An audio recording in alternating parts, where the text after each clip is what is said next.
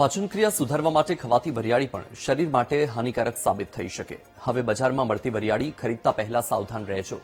મહેસાણાના ઉનાવા પાસેથી 26 ટનથી વધુ કેમિકલયુક્ત વરિયાળી પકડાઈ. વરિયાળીને વધુ લીલી બતાવવા માટે નફાખોરો કેમિકલનો ઉપયોગ કરતા. વરિયાળીને બિનખાદ્ય કેમિકલ ડાયથી રંગીને વધુ ગુણવત્તાયુક્ત બતાવવાનો પ્રયાસ થતો. એફડીસીએની ફ્લાઇંગ સ્ક્વોડની ટીમે દરોડા પાડીને કૌભાંડનો પર્દાફાશ કર્યો. સ્થળ પરથી 19 લાખથી વધુની કિંમતનો શંકાસ્પદ વરિયાળીનો જથ્થો મળી આવ્યો છે.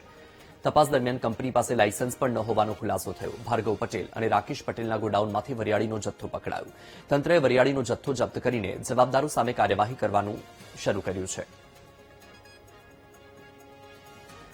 મહેસાણા જિલ્લામાં જે કહી શકાય કે ડુપ્લિકેટ વરિયાળીનો કારોબાર સામે આવ્યો છે. જે કહી શકાય કે ઉનાવા નજીક જ જે એક ફેક્ટરી છે તેમાં જે કલરવાળી વરિયાળી બનાવતી ફેક્ટરી ઝડપાઈ છે. આપ મારી પાછળના દ્રશ્યો જોઈ શકો છો કે હાલ તો જે બંધ હાલતમાં છે. જે પટેલ ભાર્ગવ અને રાકેશના ગોડાઉન ઉપર આ રેડ કરવામાં આવી હતી. જે એફડીસીએ ફાઇલિંગ સ્ક્વોડની ઉનાવામાં મોટી કાર્યવાહી કરવામાં આવી હતી. 26 ટનથી વધુ કેમિકલ જે રંગાયેલી વરિયાળી જપ્ત કરવામાં આવી છે. હાલ તો જપ્ત અંદાજિત કિંમત જે 19.60 લાખની છે અને જે વરિયાળીને વધુ લીલી અને આકર્ષક દેખાડવા માટે બિન ખાદ કેમિકલ ડ્રાઈવનો ઉપયોગ કરવામાં આવતો હતો અને જે 2 સ્થળોએ દોરડા પાડી અને ફૂડ સેફ્ટીનું લાયસન્સ વગર પણ આ યુનિટ ચલાવતા હોવાનું સામે આવ્યું છે. અને જે જથ્થો જપ્ત